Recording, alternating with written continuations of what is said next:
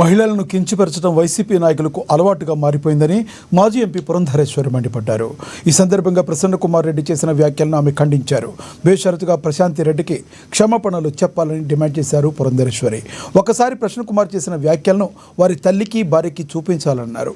వాళ్ళు ప్రసన్న కుమార్ రెడ్డి వ్యాఖ్యలు సరైనవే అంటే తన డిమాండ్ వెనక్కి తీసుకుంటామని ఆమె స్పష్టం చేశారు.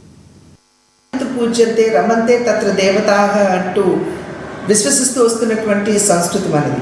అదేవిధంగా మహిళలకి పెద్దపీట వేస్తూ వారిని గౌరవిస్తూ వస్తున్నటువంటి భారతీయ సాంప్రదాయం మనది. దానికి భిన్నంగా ప్రసన్న కుమార్ రెడ్డి గారు వారు ప్రశాంత్ రెడ్డి గారి పట్ల చేసినటువంటి వ్యాఖ్యల్ని నేను గట్టిగా ఖండిస్తున్నాను. వైఎస్ఆర్సీపీ నాయకులకి మహిళల్ని కించపరచడం అనేది అలవాటుగా మారినటువంటి విషయం. అమరావతిలోని మహిళల్ని మరి మనం నోటితో కూడా చెప్పలేనటువంటి భాషలో వారిని కించపరచడం, అదేవిధంగా శాసనసభలో ఉన్నటువంటి మహిళల్ని శాసనసభ వెలుపల ఉన్నటువంటి మహిళలు సైతం వ్యక్తిత్వ హననం చేయడం మనందరికీ తెలియనటువంటి విషయం కాదు.